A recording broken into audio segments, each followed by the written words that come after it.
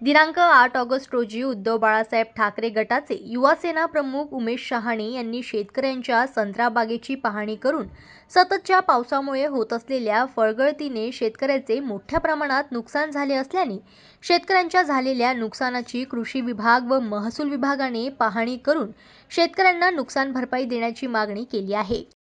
आमची प्रशासनाला विनंती असेल की येत्या 3 दिवसात पंचनाम्याला सुरुवात करावी।